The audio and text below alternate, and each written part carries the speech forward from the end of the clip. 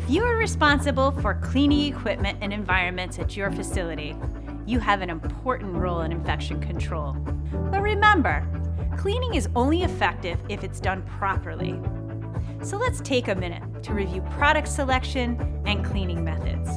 There are 3 important best practices when it comes to selecting cleaning products: choosing the right product, using the proper dilution ratio, and using the proper contact time.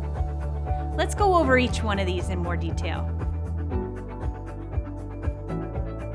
Whenever cleaning an environment, you need to use the right cleaning product for the pathogens you need to kill.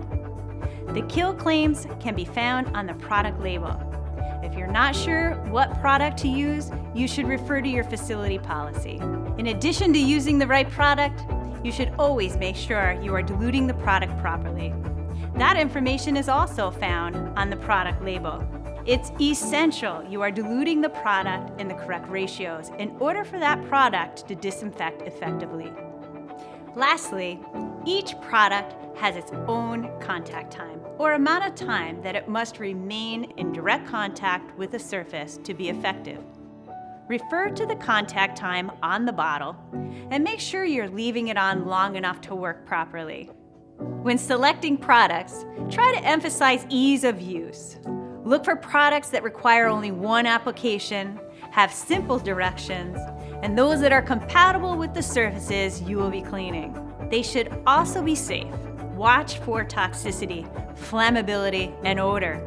Your facility safety data sheets serve as a resource for this information.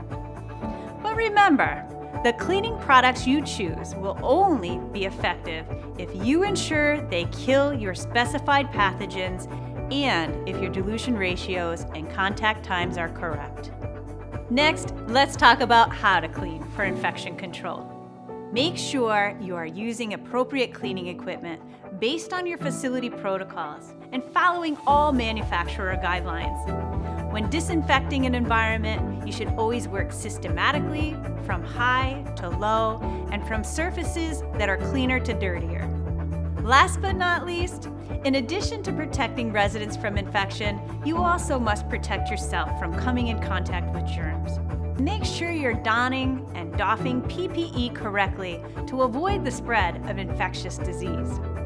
Remembering these tips will ensure you fulfill your role in infection control.